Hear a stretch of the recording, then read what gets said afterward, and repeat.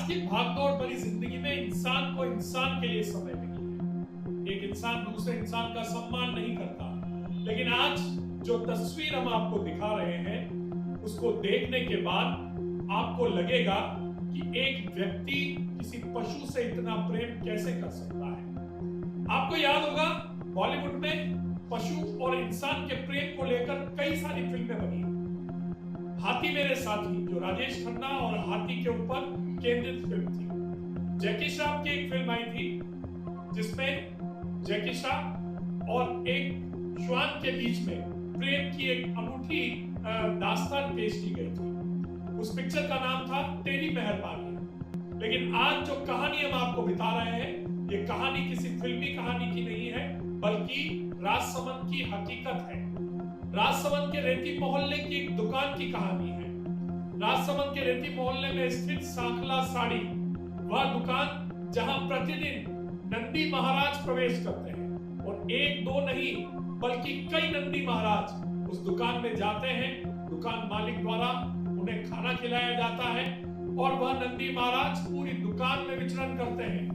कई सारे कपड़े गंदे भी होते हैं, कई सारे ग्राहक उनसे भयभीत भी होते हैं, लेकिन उसके बावजूद जो दुकान के मालिक हैं उनका और उन नंदी महाराज का प्रेम इतना अनूठा है कि ना तो वो उन नंदियों को अपनी दुकान से बाहर निकालते हैं और ना ही उनको रोकते टोकते हैं। यह तस्वीर हम सभी को प्रेरित करती है कि आज जब इंसान इंसान के साथ सम्मानजनक व्यवहार नहीं करता तब एक दुकानदार पशु प्रेमी की तरह इन नंदियों को किस तरह प्यार करता है, दुलार करता है और इससे हम सभी को सीख लेनी चाहिए। तो ये तस्वीरें देखिए, हमारी स्टोरी देखिए और सोचिए कि अगर हर इंसान इस तरह से पशुओं से प्रेम करने लगे तो ये पूरी दुनिया बदल सकती है। नंदी की अद्भुत आस्था, एक दुकान, एक चमत्कार और अटूट भक्ति की कहानी। राजसमंद के व्यस्त बाजार में स्थित है यह साधारण सी कपड़ों की दुकान आज श्रद्धा और करुणा की मिसाल बन चुकी है। यहाँ सिर्फ ग्राहक नहीं आते, यहाँ आते हैं कई नंदी जो रोजाना इस दुकान में ऐसे प्रवेश करते हैं जैसे यह उनका अपना घर हो। दुकान के अंदर रंग बिरंगी साड़ियों की कतारें सजती हैं, पर इन नंदियों का स्वागत करने के लिए दुकान का हर कोना हमेशा तैयार रहता है। दुकान मालिक रोज चारा डालता है और नंदी प्रेम से उसी दुकान में खड़े होकर यह नंदी भोजन करते हैं। कभी कभी कपड़े गंदे हो जाते हैं, सामान इधर उधर हो जाता है, लेकिन यहाँ किसी को फर्क नहीं पड़ता क्योंकि दुकान मालिक एक ही बात कहता है, यह भगवान के वाहन है, इनकी सेवा मेरा सौभाग्य है। यहाँ सिर्फ एक दो नहीं बल्कि कई नंदी रोज आते हैं। सबसे आश्चर्य की बात यह है कि वे सिर्फ नीचे तक ही नहीं बल्कि दुकान की दूसरी मंजिल तक भी पहुंच जाते हैं। दुकान की सीढ़ियां बेहद पतली और छोटी हैं। किसी इंसान को भी सोचकर चढ़ना पड़ता है, लेकिन ये नंदी बिना किसी डर, बिना किसी हिचक सीढ़ियां चढ़ते हैं और उतरते हैं। लोग हैरान रह जाते हैं, इतनी पतली सीढ़ियों पर ये कैसे चढ़ जाते हैं, कैसे उतर जाते हैं, लेकिन फिर सब एक ही बात करते हैं, यह भगवान का चमत्कार है, उनकी कृपा है। यह दृश्य हर किसी को भावुक कर देता है, जैसे कोई अदृश्य शक्ति इन नंदियों को रास्ता दिखाती हो, उन्हें संभालती हो और ऊपर तक ले जाती हो। दुकान में आने वाले ग्राहक भी इन नंदियों का सम्मान करते हैं। किसी को असुविधा नहीं, शिकायत नहीं, बल्कि लोग खुद हटकर रास्ता देते हैं।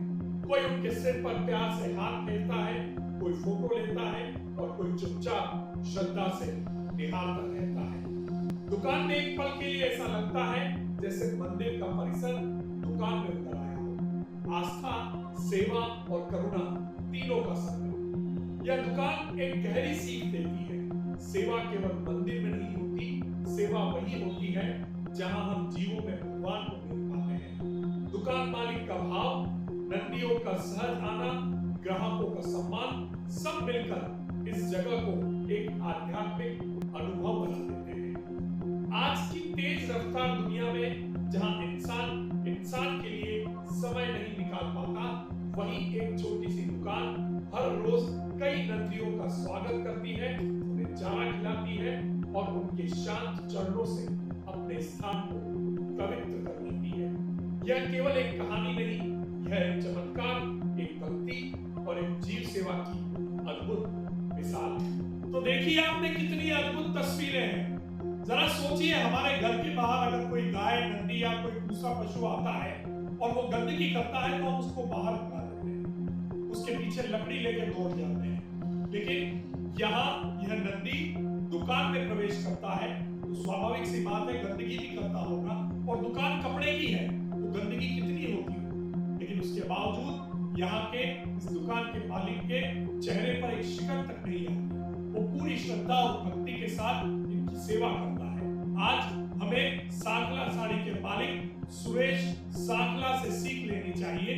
भले ही हमारे घर में हम किसी भी पशु को प्रवेश ना दें, लेकिन जब घर के बाहर कोई पशु आता है तो उसके साथ सम्मानजनक व्यवहार करें, आत्मीयता का व्यवहार करें और उसे सम्मानपूर्वक भोजन कराएं। आइए जानते हैं सुरेश साखला का इस अद्भुत भक्ति के बारे में क्या कहना है, इस कहानी के बारे में क्या कहना है और ये शुरुआत कैसे हुई, वो खुद अपनी जुबानी हमको बताते हैं। सुरेश जी, ये जो आपके पशुओं के प्रति प्रेम देखने को मिला है, बैल आपकी दुकान में आ जाते हैं, सुना है 4 से 5 की संख्या में बैल आते हैं जो 3वीं मंजिल तक चले जाते हैं। तो इसके प्रति, इसके पीछे की क्या कहानी है, कब से आ रहे हैं ये, और क्या ग्राहकों को डिस्टर्बेंस होता है इनसे, आपको कोई नुकसान होता है?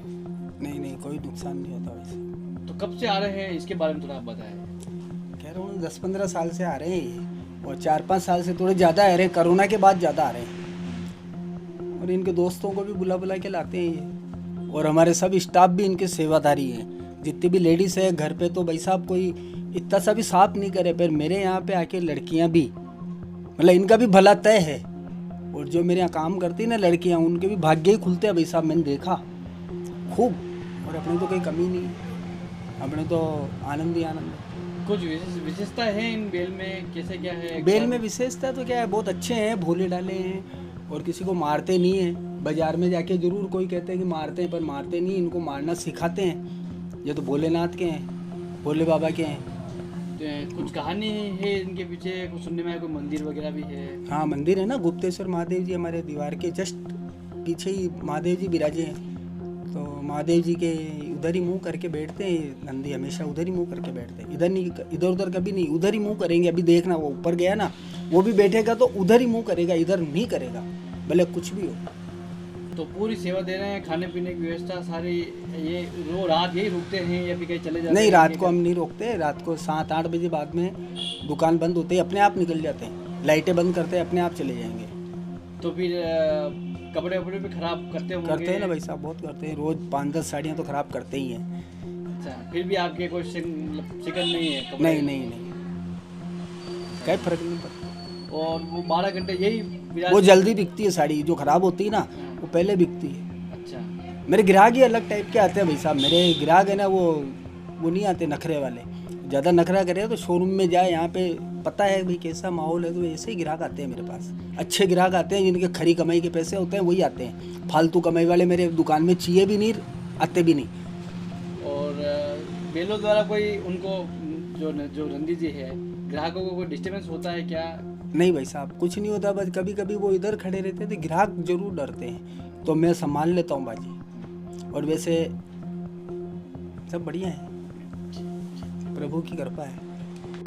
तो ये थे सुरेश साखला और उनका साखला साड़ी हाउस, जो नंदियों की सेवा के लिए मशहूर हो रहा है। शुरू में लोगों ने इसको बुरा भला भी कहा, इनकी सोच को नकारा भी, लेकिन अब सभी आदी हो गए।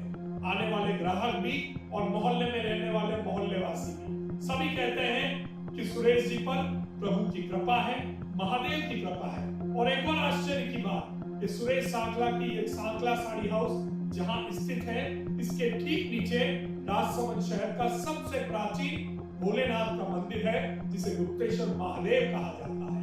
अब सभी मोहल्लेवासी और जो भी ग्राहक आते हैं वो यही कहते हैं कि ये तो साक्षात महादेव की कृपा है कि इस उसमें नंदी महाराज प्रवेश कर रहे हैं और उनकी कृपा के बिना यह काम कभी सिद्ध नहीं हो सकता। आज हमें इस कहानी से, इन तस्वीरों से एक सीख लेनी चाहिए और इंसान और पशुओं के अद्भुत प्रेम की यह जो निशानी है उसे अपने जीवन में हम सभी को उतारना चाहिए।